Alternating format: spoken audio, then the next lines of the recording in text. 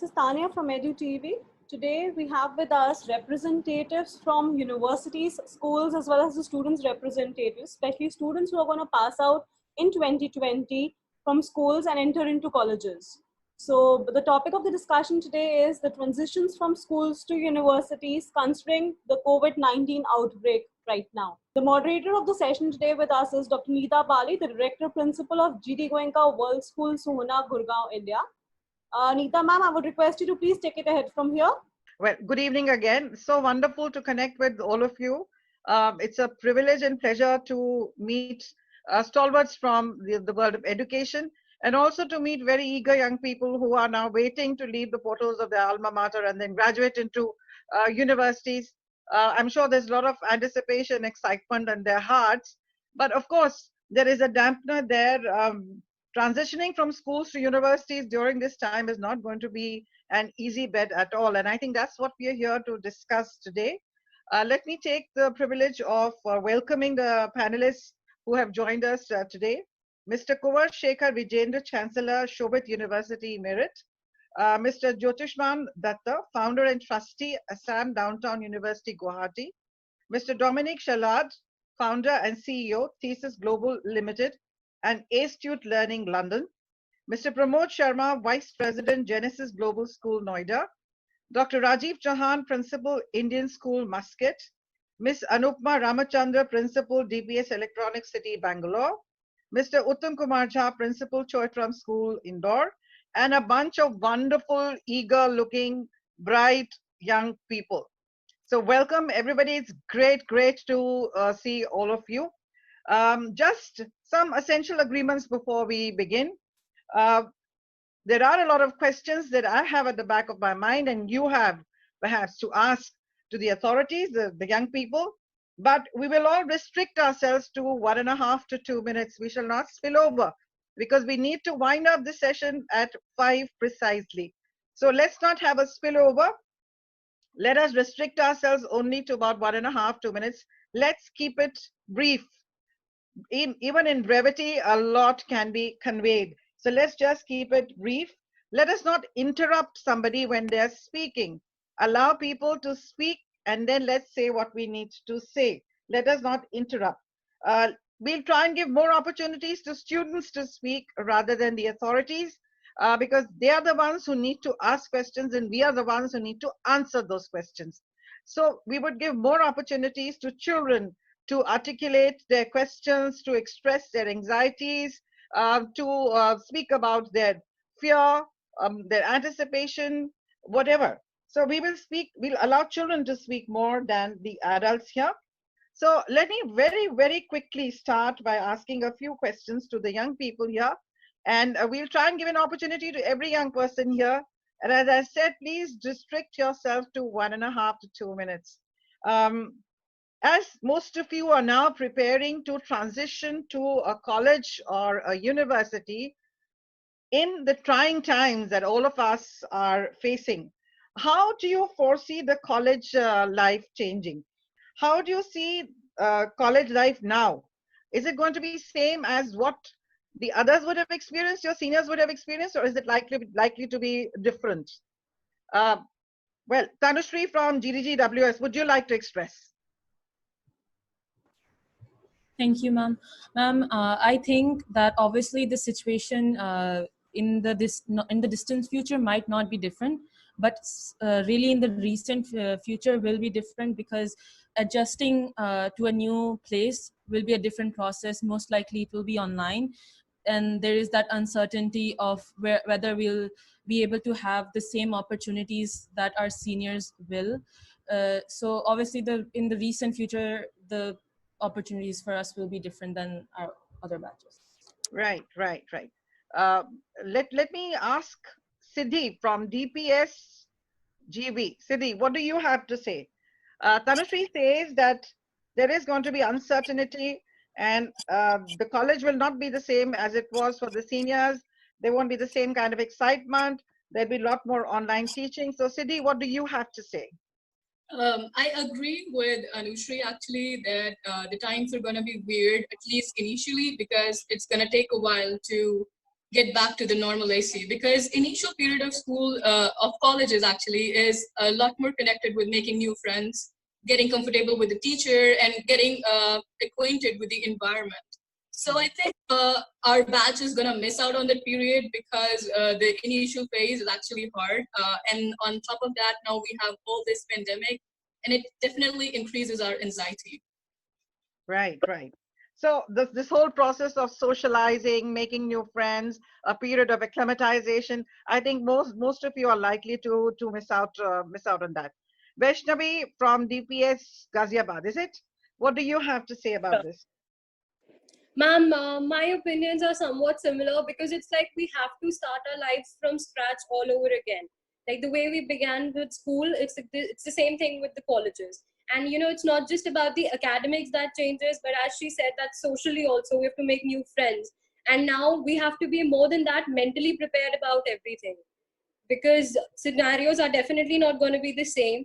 And being in a crowded place will always be with some sort of suspicion. So that's a challenging thing for us, everybody. Right, right. Hi, ma'am. I'm Zitin Kaul and I'm from Jodhamel, Jammu. And like you said, so life for us is not going to be the same again. And I believe when I say this, this is not only for college, but for everything. Life is just going to go in a fast forward mode where everything is just going to be happening after situations get normal.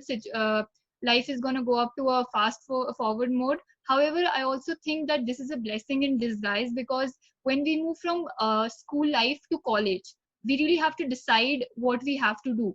So if we think about it, there's a lot of free time for us to decide and think about the things that we had left out in the past, and now we can pursue it, and then maybe we can pursue it in college also. Great, great that you can look at the positive side of things. Let's get on with the educators, the educationists. I would request Dr. Vijendra, Chancellor Shobit University, Meerut, to tell us, so what are some of the processes that have been put into place to ease the anxiety that these children are facing because of this entire scenario? Thank you very much, Dr. Bali. And I'm really happy to be here today, especially with the young lot, because it gives an opportunity to learn new things, their inspirations. And this pandemic has forced all the youth not to talk about aspiration or inspiration much, but I'm looking at their anxieties, their uncertainties, and I'm happy that one of them was talking about positive things also. Actually, when we look at this transition from school to university, whenever it happens, it starts with a fear zone, because uncertainty is there, and a lot of ambitions are there, anxieties are there, and they are always there. Because when we are jumping into a new world, and that world where self-learning is the norm, self-discipline is the norm. Nobody will be there, neither Dr. Bali will be there, no other principal will be there to discipline you, to ask you to, yes, you have to do this thing. So it is a mode where you have to be on your own. And that journey generally starts with a fear zone, which I can see this year to be a very special year for everyone. Because when I'm talking about self-learning mode throughout your stay in the university will be there, unfortunately, you will be starting with that by force. The anxiety, the feeling you must be having, okay, I will go to the university, I will have new friends, new environment will be there. And especially our Indian Bollywood movies, they give us a special picture of college and university. Yes. That, oh yes, I will have that. So definitely that you all are going to miss for at least a few months. Yes. Even universities are preparing for that. Yes. You know, we all are forced. We cannot invite you to come to the university in the month of July, August, or September. Right. We are afraid that maybe by December we will be in position to invite you. Engagements have to be there, and we are working very hard that you all should remain engaged. And I believe many of you must have read about C.K. Prahlad, and he talks about some blinders. Blinders are generally single story which is in our mind. So that single story we want to change in the mind of the young people, those who will be joining us this year. And we want that you should be engaged, but you should not feel alone or isolated, even if you are at home. So a lot of things are happening, and we will discuss further on that. Thank you so much. Thank you so much, Dr. Shekhar. I have a quick question for Mr. Jyotishman Datta, founder and trustee at Assam Downtown University. Have any policies been tweaked to assist the children? Have any policies been tweaked? When I say policies being tweaked, have the cutoffs been brought down? Have any relaxations been given? Good evening. Great to be here amongst such young faces. It's a big welcome change for the other webinars we've been doing. Well, I'll come straight to the point. Honestly, till now, what has changed is that physical counseling has become Zoom counseling. Students are still inquiring about the programs, about the university. The university is now in a virtual Google Drive, which is being shared to the students, and that's how they're seeing the university. Normally, a lot of students do walk in and they come in and see the university. That has been a change.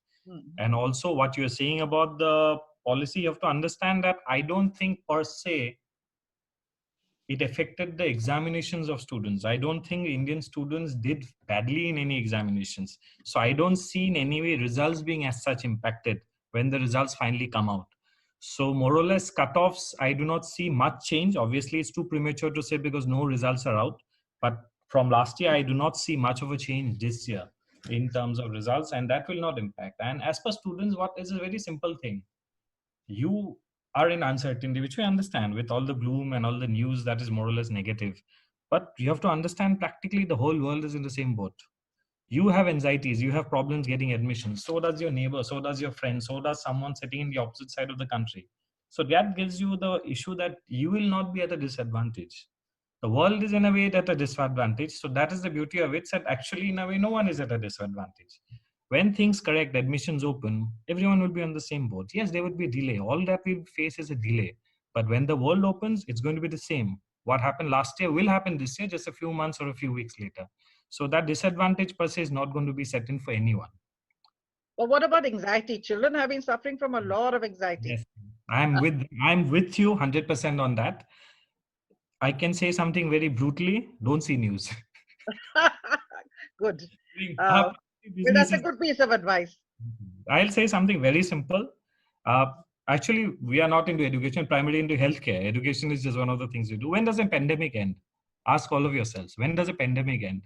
Forget the research scholars, forget all the experts that are coming on TV. It ends only in two things, medically or psychologically. Medically, it ends when a vaccine comes out.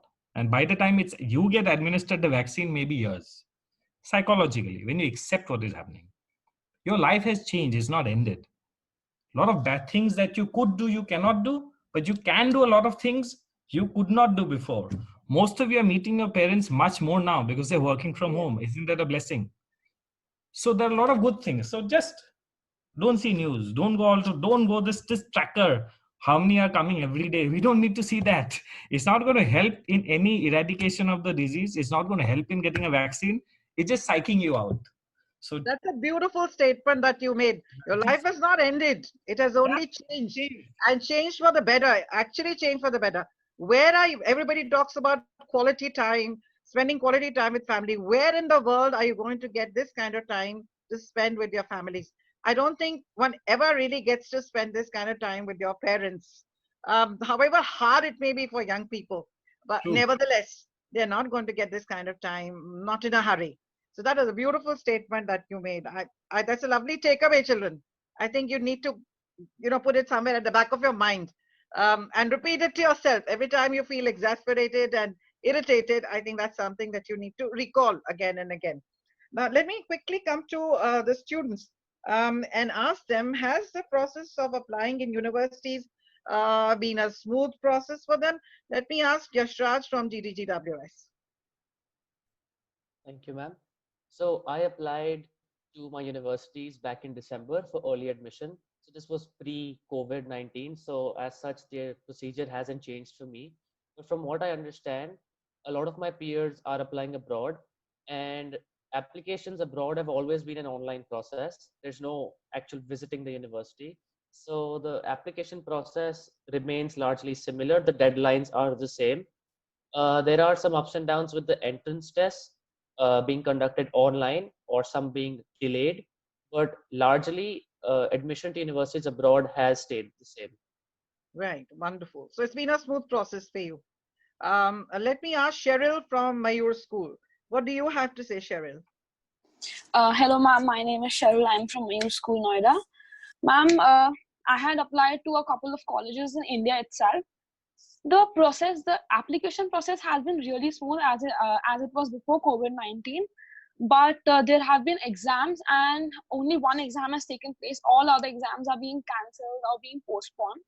So that is becoming a very troublesome thing, because in those exams never really took place online before, and it's half of the one major point about this COVID-19 is that many of the children don't have internet connections at their home, or they faced some problem in attending such online exams. So that is a major drawback of this whole system, and I think that's the only drawback of this whole system. Otherwise, it's smooth. Mm-hmm. Srijani, what do you feel? How much has the school been able to assist you with the process of applying to various universities?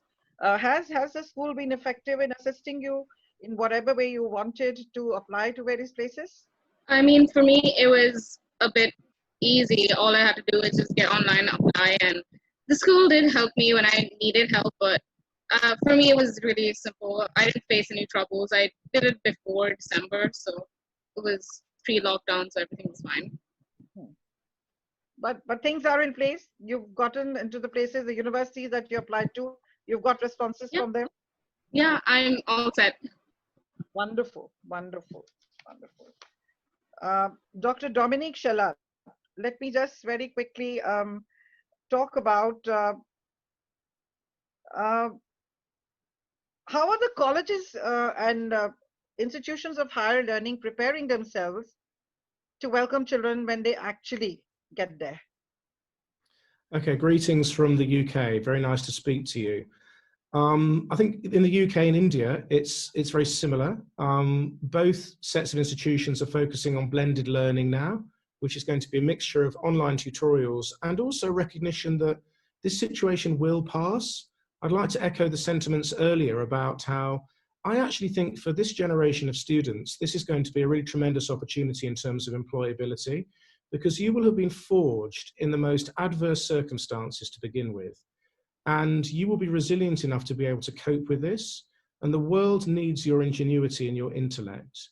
And the world is going to have to cooperate internationally and globally, even though we're all feeling at the moment we'll never be able to leave our countries again. In the UK, for example, I'm still in lockdown. There's a quarantine of 14 days if anybody comes to our country. So I think that we just need to cope with the immediate, few months. But you need to recognize that the future will be bright for you. And the best minds at universities are preparing socially distanced classes, a mixture of online tutorials, new ways of you being able to engage with your peers, new ways of replicating the social life that you are expecting. So although it seems difficult at the moment, my advice to you is don't worry about things that you can't control. Focus on things that you can control, and recognize that employers in the next 2 to 3 years, they will absolutely want your experience, because employers want people who are ingenious, innovative, resilient, and strong. And that's what you're going to be when you go up to your universities. Well, that's a very, very positive way of looking at things. What you said is so beautiful, that when you've been forged in the most adverse circumstances, I think you emerge that much stronger. And I'm sure all these young people will emerge stronger, more resilient, and definitely they will experiment and innovate much more and will be much more employable. And I'm sure the employers also will have a certain degree of mindfulness when employing this generation, which has gone through this entire pandemic and the adverse effects of pandemic. And recognize, ma'am, that it's that everyone is in the same boat. This is the new normal. Students in the UK are the same as students in India. That's why my company, Astute Learning, are focusing on blended delivery. Right. You know, who would have thought 12 months ago that students would spend potentially 80% of their time on Zoom calls for the first term of their teaching? Embrace this. This isn't necessarily a bad thing. This is something that's ingenious and innovative and new and exciting. And if you have that mindset, if you embrace this new technology and recognize that you soon will be able to socially distance and engage, then you will have a very positive outcome for your education. And thank you, ma'am, for letting me participate in this session. I must also say, very often when I address students, I talk about change, that change is the only constant. And I would say that young people, in fact, are very adaptable. And so are the older people. In fact, now that a lot of our teachers are teaching online, even the older ones who have been averse to technology, it is really wonderful to see. The flip side is that everybody is trying to pick up new skills and trying to better them. So I think there is that flip side, and everyone's growing together because you are in the same boat, so to say. It sounds cliched. However, I think everyone's trying to grow together. Mr. Pramod Sharma, may I request you to tell us, as the Vice President of Genesis Global School, sir, how is the school preparing itself to welcome the children back? We are all waiting for process to be out. The standard operating procedures will be out from the government. And once these SOPs are declared, at the moment, we are all writing our own SOPs and changing every day. So it is not sure what would be the situation then, but it is definite that whatever it takes, it would be in the interest and for the safety and security of children would be uppermost in our mind. Good news is that there are some hospitals coming forward and saying that we can sanitize the entire campus for you rather than you trying to do it and learning how to do it. So that is a good thing. I think there'll be many more players which will come around to help us sanitize the place. Obviously, all that we know about mask and social distancing, etc., that will remain. What you have not asked me, can I take a minute to say that? I just wanted to give a message to these children who are looking for admissions. I think two positive things is that one can apply to some universities which one was not planning to apply earlier. I'm especially referring to overseas universities, Ivy League universities, because I think from China, India, and Africa, my guess is there will be lesser number of applications, and from rest of the world too. So all those who are looking forward to education overseas, I think they can apply at this time for next year admissions, whenever the dates are, and hope for better universities than they would otherwise. And for those who are looking for admissions in Indian universities, my suggestion to them is that definitely go for brands, but look for the course that you desire. Brand is important, but not as important as the course that you need. So that is my advice. Thank you so much, Pramodji. I think that was a very good piece of advice. I have a question to the educators, particularly to Dr. Vijendra, Mr. Datta. Are there any reduction in fees proposed, considering the financial pressure on parents? A lot of parents would have, some parents may have lost their means of livelihood. The others would have received pay cuts. So what is your take on that, if I may ask, as promoters of universities? Mr. Vijendra, Mr. Jyotishman Datta, what is your take on that? Is there any reduction on fees? Because parents are, they seem to be reeling under everywhere. I think everyone's reeling under this financial pressure. So what are we going to do about this? Are we reaching out to parents and trying to do something to ease that pressure? Actually, that pressure, if I answered your question, is equally with the institutions. This is one thing. But there are certain scholarships which have been added to support the parents, because reduction of fee is a wrong word. It will be a wrong practice actually. So certain scholarships have been added where on the basis of means, on the basis of necessity requirements, need-based bursaries. Yeah, need-based scholarships.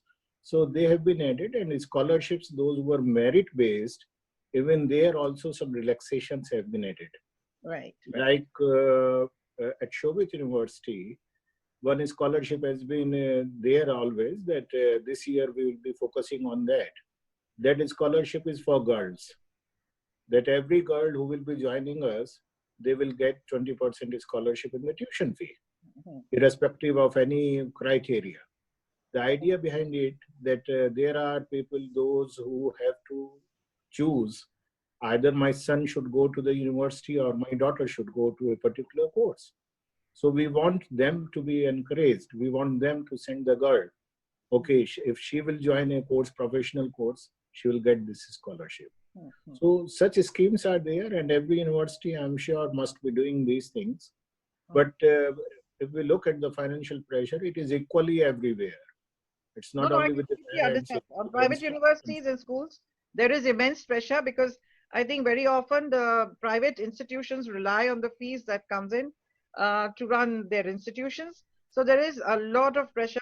However, is there any possibility also, Mr. Datta, if I may ask you, do you allow staggered payment of the tuition fee?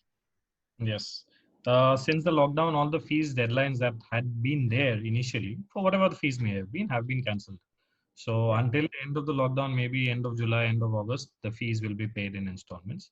So Right. yes, affecting your cash flows, but somehow for whatever reasons we had sudden savings, so we're managing. But that is a help that we are giving, and we'll give that during admissions as well. Normally during admissions, as a more or less a norm, you pay a larger amount. So again, that we are making it into much smaller installments. So just to Right. make life easier as much as possible. Yes, because as I said, a lot of parents are losing their livelihood. A lot of them are on pay cuts. A lot of families have just one earning member, so it becomes very, very difficult to educate children.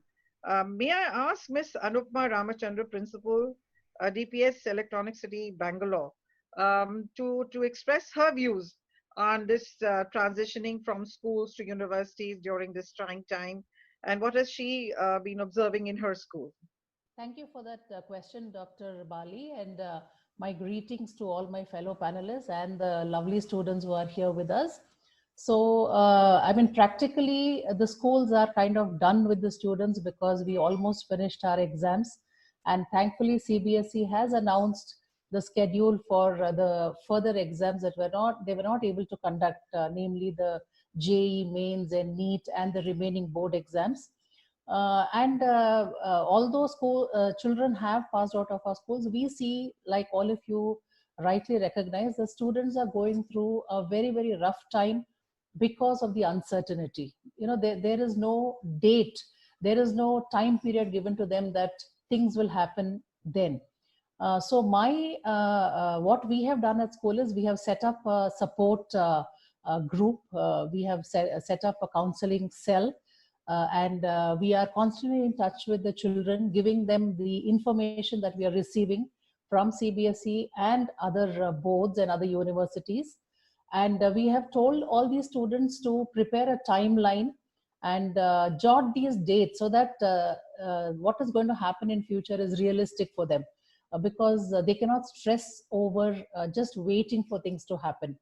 And my advice to the students is also that things will happen when they should happen, because like one of our panelists said, it is not in their control, right? So, but what they can do is, I'm sure the future colleges and their future employers would be very keen to know how they spent their 2 months or 3 months of lockdown. You know, this will be an indication of whether they were at their best even in the face of adversity, whether they were able to manage their time, whether they were able to keep up their spirit and continue to focus on what they had to do. So this is the time where one of the students also said that this is a blessing in disguise, you can, a whole lot of opportunities have opened up for the students, especially because of the time they're getting. So this is the time when they can refocus, take a step back, and consider whether their decisions were right, whether they have to make new decisions, whether they have to apply to new universities. So this is a wonderful time for them to which they have got, unparalleled times, I would say, because no batch of students got this privilege of getting 2 or 3 months to decide what they had to do after their board exams. So make the most of it, stay positive, and think of what is to come. And I'm sure this too shall pass and the good times will come back. I'm sure, absolutely, absolutely. Let's ask the kids, what has their takeaway been from this entire scenario? What is it that, what is the positive side that they are able to perceive in this situation? Let's not talk about the negative. Adrit from VBS, Rohini, would you like to express, how do you see being closeted in the house because of COVID-19, not being able to physically meet your friends? How have you converted this into a positive experience? Ma'am, to be honest with you, it's not really big of an issue when it comes to not meeting your friends, but there is actually a great positive side to this, that you can spend time at your home with your family, with your loved ones, and you can actually call the ones you aren't with, and you can actually spend your time learning, e-learning, going through YouTube for basic tutorials that you aren't aware of, or something you wanted to do that you haven't had time for. You can go through all of that in this period of time, as we all are actually free right now, as of now, until and unless our board examinations are here. We can actually go through a lot of things in this period of time and attempt at many things. That's the positive I find in it. Who would like to speak first? All right. Shall I? Yeah. Yes, please do. Ma'am, I think there's a great positive side to this COVID-19 pandemic. That is that we get to explore more ways of learning through technology, because I have already been exposed to the college environment and I see the change of going there and learning from home. It's a much easier way, because if I say that the traveling time has reduced, and so much of time we get to devote to ourselves, to know the ways we can improve ourselves and be a better person by staying at home, and to learn from our parents, which we were not able to do in this hustle bustle, because most of the time we used to go and travel and spend there and come and just get tired, and we did not have the time to self-introspect ourselves. So I think that is the time we are getting a lot, and we should utilize it to the fullest. And you're saving your energy. The energy that you spent on commuting from school to home, I think you're able to conserve that energy and use it for a productive use. So what do you have to say? Any positives of the situation? I believe that this is a very good time where each one of us can ensure a holistic development of ourselves.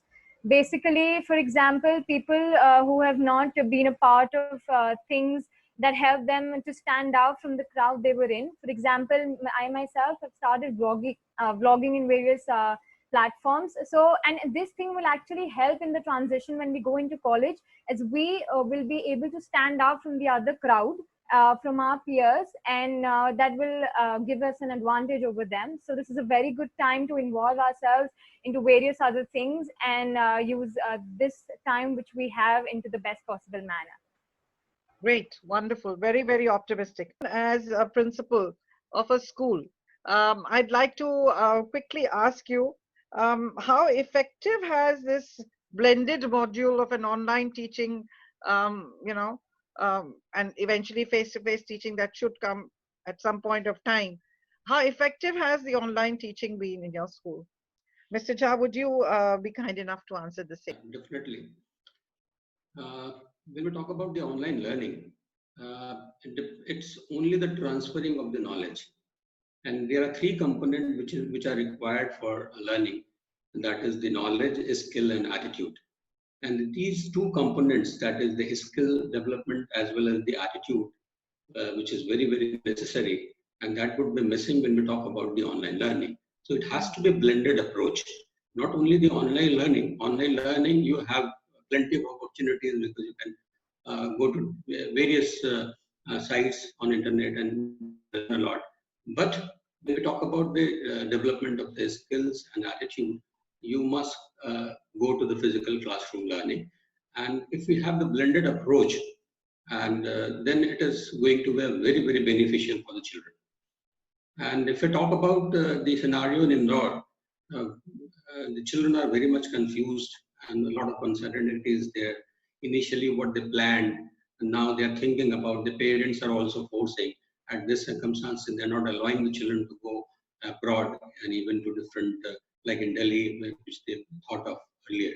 So that confusion is still there. But when we talk to the children, we basically talk about, you see, how the technologically the institutions are sound, because this will continue for a year or two, and you have to have both blended approach of learning, the online as well as the physical classroom learning. So keeping that in mind, those universities, those are helping digitally also quite well in learning process. That university must be chosen by the children, and they're planning to going on those aspects of university, those we're talking about, and orientation program they're organizing for the children. Let me ask the students, let me ask the kids, how much have they enjoyed the online learning? Tanushree, how much have you enjoyed the online learning? Would you prefer online learning as of today, or would you prefer face-to-face learning? While we can learn information online, I mean, that part doesn't change, but I think that personally, I learn better from interaction that's face-to-face. Like, even though we have video chats and we can ask the teachers questions real time, there is a different charm to learning while you're in a classroom setting. And it personally, when you're in a group, it motivates you to do better as a person rather than when you're sitting home alone and just watching a Zoom call. So for me, I haven't had any online classes yet because I finished classes before COVID-19, but I have had webinars with my university, and interacting with the students has been fun.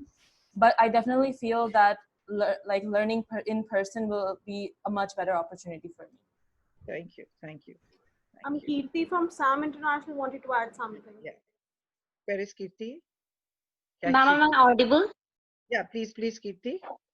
So I wanted to add that, as Tanushree just said, that yeah, learning face-to-face, interacting to teachers in a real classroom has always been a different experience. Now that I see my siblings or my cousins that they're learning in a Zoom class, sitting in the front of the frame and talking to the teachers, they often hesitate, I feel, and as they feel is a missing of friend or the fun that we used to have in our classroom. That is something missing, I believe. And as we were the students, when we were in class, we would often be motivated by our friends or our classmates to ask something or to help our teachers in certain ways. That is something we're missing here. I must also give you another perspective, as an educator, and I don't know how many educators will agree with me. Teaching online for a teacher is a very strenuous and a very difficult task. Pramodji, do you agree with me? Because here you have a child sitting there with his laptop and 3 people standing behind them trying to scrutinize what's happening. So I wonder how difficult it is for a poor teacher to focus on the lesson and the kids, because you have these adults who are standing there and commenting on a teacher's vocabulary, commenting on a teacher's diction, commenting on the teacher's clothing. So I think it's not easy at all, and I'm sure all principals agree. Absolutely. Teachers have worked very, very hard all these 2 months, much more than they would have ever done. Absolutely. Definitely their skills have improved, but they are corona warriors as much as doctors or police. I think they have done tremendous work during this time. And under such adverse, if I may call them adverse circumstances, because you have children, let's look at most teachers are women. And women traditionally are lumped with the task of cooking, cleaning, looking after the kids for some strange reason. Okay, so here you have this, this lady trying to juggle multiple tasks, multitasking, and trying to ensure that she's able to give a good class. So I think we really need to appreciate our teachers. At the end But of the day, I think they've been doing a great job. And in fact, teaching from home is that much tougher. Believe you me, the number of hours as a head, I work from home. Whenever I work from home, the number of hours that I put in is substantially more than I would put in if I was sitting in the office. Because when I'm in the office, I just leave the office behind and come back. But when you're working from home, you're working perpetually for hours on it. Because for some strange reason, somebody imagines that, well, you're staying home, no? So you're working from home. So what's the problem? So I think, so it kind of slithers into your late evening hours. Neetaji, I would also like to say that there has been a kind of a gender balance in the house chores that one used to do earlier. I find this time the gentlemen also are doing their best, whatever they can, in helping in many ways, and so are the children. Children are trying, yes. I'm sure the gentlemen are trying as well. So wives can actually see how much the husband works. Social change that we wanted to bring, this gender bias thing that we wanted to get rid of, and the social change that we wanted to bring, I think we've kind of, to some degree, we've brought it in by default. Yes. So boys, how many boys help their mothers at home? Yashraj, are you helping mom to roll out chapatis? Not exactly, because I'm not very good at it, but I do have the daily duty of taking the clothes and putting them for dry and then getting them back. So that's twice or thrice a day I have the duty for that. Oh, let me see some more boys here. Okay, Adrit, what are some of the chores you're doing for your mom? Ma'am, I'm actually helping her in doing the utensils or the household works in which I can actually be a little bit helpful to her. I can't actually make food or anything like that, but still anything I can do for her is actually good. Good, good, good. Finally, I'm just going to throw a question at the children, and you can speak your mind and vent. What could have been done better by the authorities? What could have been done better by the authorities? So you are free to vent. Thank you, ma'am. I would like to say, I would like to ask that how to create the mindsets according to this situation, not only of students, of also of the parents also, because they're also not, very much in habit of, getting into this whole scenario. Means they're also very worried about it, and in my case, my parents are actually anxious about it. First, you may need to make your parents understand that everyone's sailing in the same boat. One, I think everyone across the globe is grappling with the same problem. We are all grappling with the same problem. Two, the only way out is to look at the solutions and not dwell on the problem. You know, problems are like a quagmire. They will keep absorbing you. So you have to tell your parents, you will have to counsel your parents. It's like a quagmire. The more you think about your worries, the more engrossed you become in them. Three, you have to find productive. I was. You have to find productive ways of doing things Yeah, I together. was suffering. Cultivate a new hobby. Call up old friends. Call up old friends.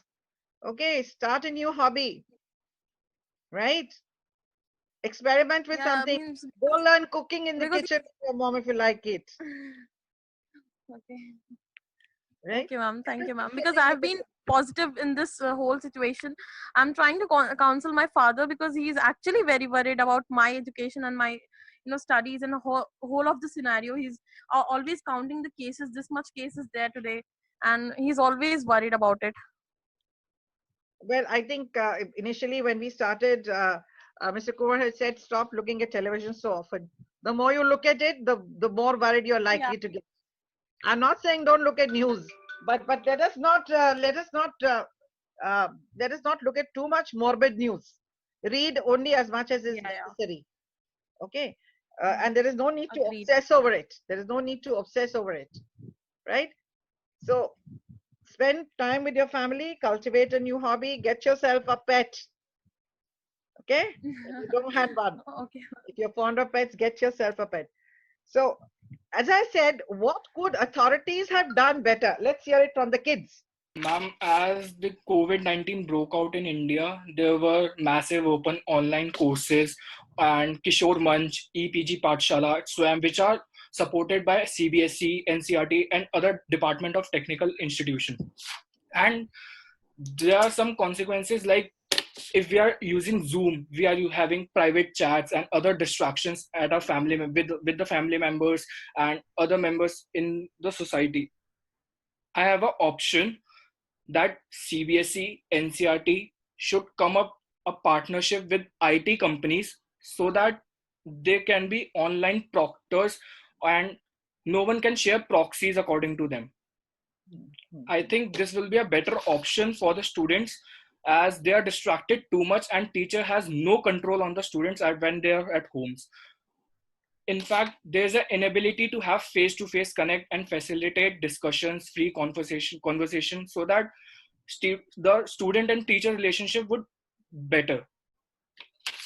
On the contrary, I feel, I beg to differ. I personally feel that the online classes that we started, we had lesser disciplinary problems. There was lesser movement of students in the corridors. Those who were interested were there in the class. Those who were disinterested were not there. Nobody was disturbing nobody. Yashraj, am I right? Whatever classes you may have attended. So there was lesser distraction. Am I right? that is true, ma'am. And also a lot of feedback I got from my juniors as well, who did more classes than me. They said that the syllabus was covered much quicker, and like you said, very few disruptions in between, and mostly everyone had decent internet connection, so internet was not a problem in the metro cities anyway. And we must tell you, somehow as a school, because some of these students are from my school, we've even managed to do a beautiful graduation online. Though for us, graduation is a very, very grand event, but we managed to do a beautiful one online. So nothing really stopped us from doing what we wanted to do. So wherever there is a will, there is a way. But we still haven't answered. We have 2 more minutes, and I'd leave it open to the kids to say, what could authorities have done better? Shreyans Parekh from DPS Bangalore South wanted to add. Shreyans, where are you? Hi, everyone.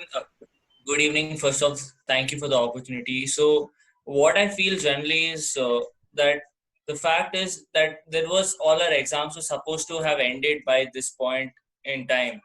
But the issue that's come up is that now we are in a mindset of doing a lot of various things. Like in my time, I had done a number of online months, or I've even started my own venture, etc. So everyone's doing different things. All right. Now the issue is now getting back to the mindset of studying again, and seeing that the situation is actually getting worse and worse is actually, at least in my opinion, it's not such a great idea to have the board exam right now when the number of cases crossing around 2 lakhs, especially when you're going to centers where 70-80 people are going together and writing the board exam. So I feel like, at that point only, if they had in the initial stages itself, if they had managed to figure out, some methods when the cases weren't increasing that steeply, they could have figured out a method to, do something and get the exams done at that point only. Because like talking about from a student point of view, it's very, very hard to get back to the mentality to study again and, getting back the focus, because those 2-3 months when before the boards, you're very, very focused for doing what you want and you know exactly what you want to achieve. Now you're all diverted and there's so much going on. And as many people have pointed out, there's so much uncertainty. So all that leaves a very deep impact on a child's performance later stages. So that's what So I wish bouncing to back, you feel bouncing back becomes a little difficult. Is that what you say? Yeah, exactly, Bouncing back exactly. becomes a little difficult. Right. Would like to share my view too. Sure. Who said they'd like to share? Yeah, Gayatri. Gayatri from DPSG Vasundhara. So, ma'am, what authorities can do is that one major problem is we children of cities are having the facilities, we are having the devices, we are having our internet connections and all.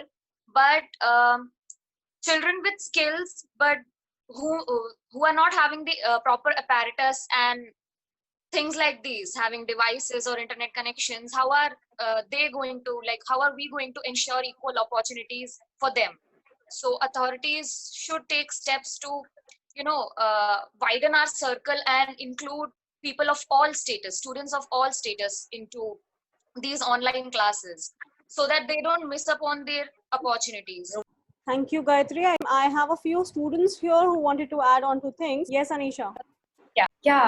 First of all, I would like to thank you for the opportunity to speak. While I agree with everyone's viewpoints, my mother, she is a teacher, and she teaches in a school where not everyone is as privileged as we are. But even there, most people, despite living in the more rural areas, still do have access to internet.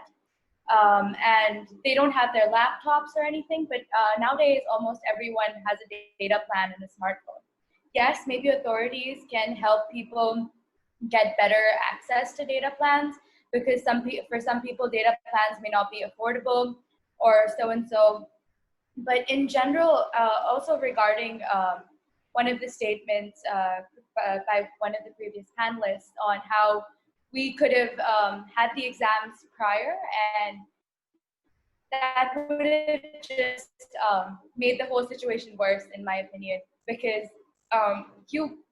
because it's a very trying situation. And yes, I can't relate with the inconvenience because my exams were canceled, which I think is perhaps worse because I have no control anymore. But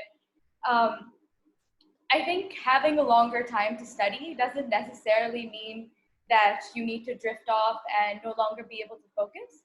It gives you almost an upper hand since you have longer. And it really depends on student to student whether they want to utilize that time to better themselves and focus, or whether they want to start other ventures. Personally, I feel that a balance is required and you can do both. So that's all I wanted to say. Thank you. Thank you. Vanshika from Modern Public School, Delhi. So as the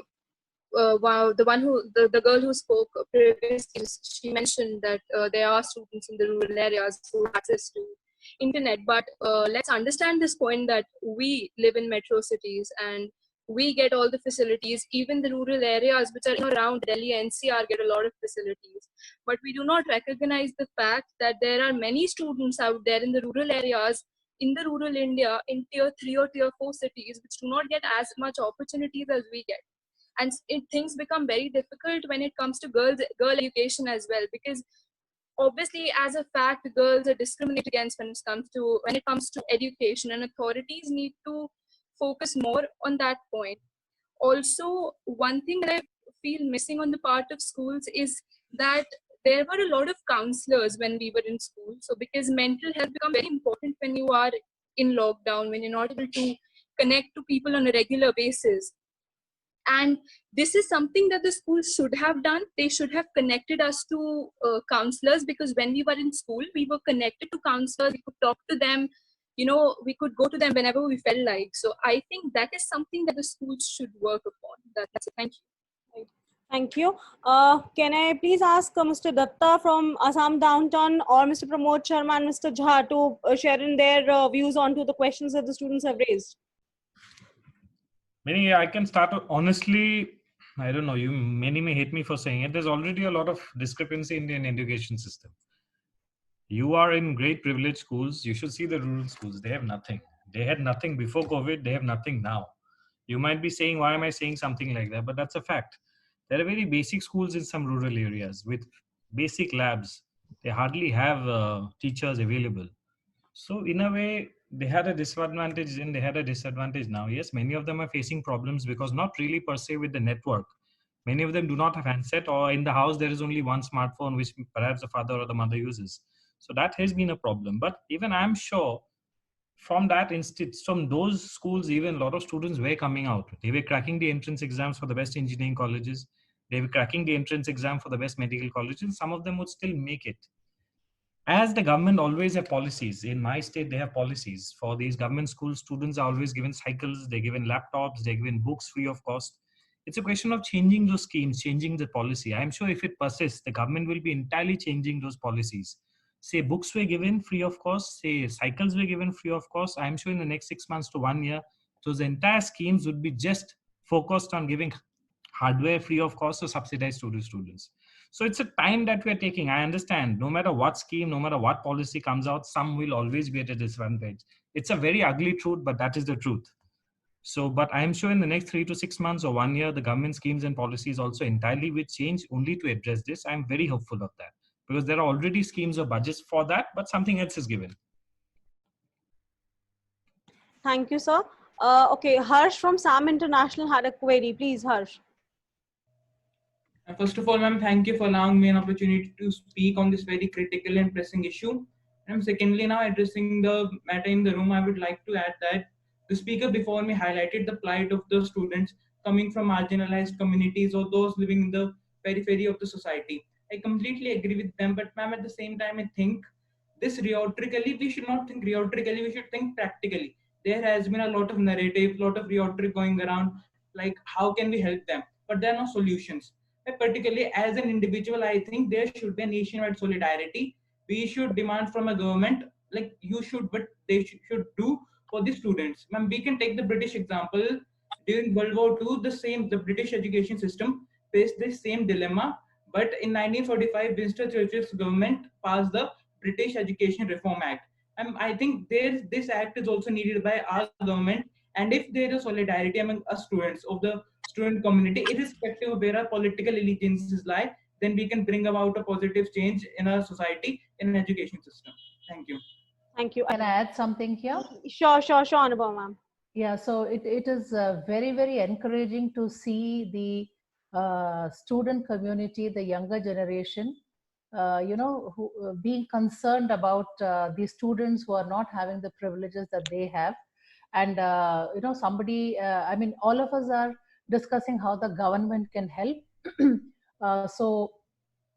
My experience in life is that government cannot come in to help us with all our problems. We have to find our own solutions in the way we can in our own capacities.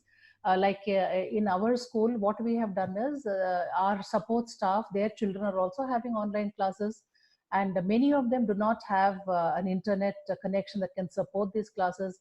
Some of them do not have an uninterrupted power supply in their places. So what we have done is we have allowed all these children to come to our school. They are using the school Wi-Fi connection.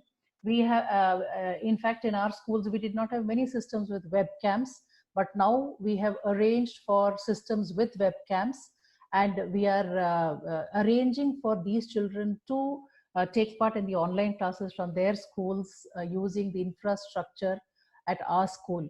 I'm sure all of you can do that to the children around you also. You can invite them over, and with social distancing, we have to find solutions in a more practical manner, because if we are waiting for the government to do, they will do it, but it's going to take time. So let us look at how we can solve problems in our own small ways. Thank you, ma'am. Dr. Bali, can we please conclude the session? I think there's one student, Anvesha, who has been sending me messages regularly that she wants to ask something. Sure, we'll finish with Anvesha and then close it. Yeah. Anvesha. Yes, ma'am. Can you hear me now? Yes. Okay, thank you, ma'am. Ma'am, I have a question. Like the students in science stream, such as I are more confined to the practical education, that we are, we have a habit of doing practicals all of a sudden. So how will we going to do this, the practical sessions in the, next coming, during this COVID-19 and upcoming sessions, because we are not going to have this physical environment of education. So how are we going to add up, practicals and because we have in a science stream, we have to think of practical education more than on the theory part. Let me just tell you something, Anvesha. In our school, while the children were away, in fact, students have a lot of ingenuity, much more than us. Let me just talk about a subject like physics, all right?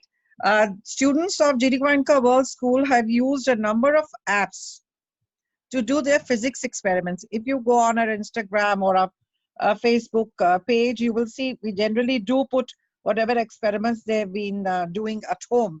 So they have been using a lot of apps. So it's only a matter of trying out various things.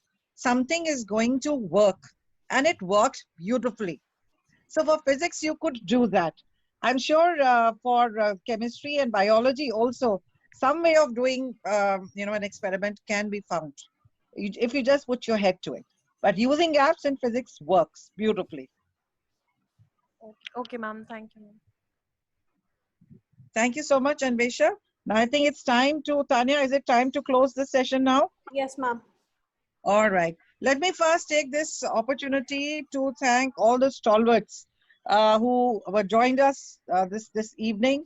Mr. Kumar Shekhar Vijendra, Chancellor, Shobit University, Meerut. Mr. Jyotirman Datta, Founder and Trustee, Assam Downtown University, Guwahati.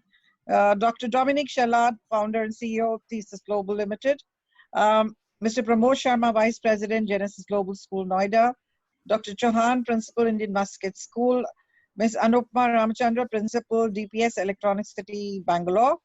And Mr. Uttam Kumar Jha, Principal, Choitram School, Indore. Tanya, thank you for arranging this session. The wonderful children who had very pertinent questions to ask and had a lot of answers to the questions that we asked. I wish each one of them the very best. And when we were talking, one of the speakers said so beautifully, and I think, if I'm not mistaken, it was Dr. Dominic Shalad who said so beautifully that when you're forged in the most adverse circumstances, when you're forged in the most adverse circumstances, you are bound to emerge more resilient and successful. I wish each one of you the very, very best in the days to come. Take heart, and this too shall pass. Thank you so much for joining us. Hello. Thank you, Dr. Bali, for conducting this beautifully. A very, very warm thank you to you too. Thank you. Thank you, everyone. Thank you. Thank you, everyone.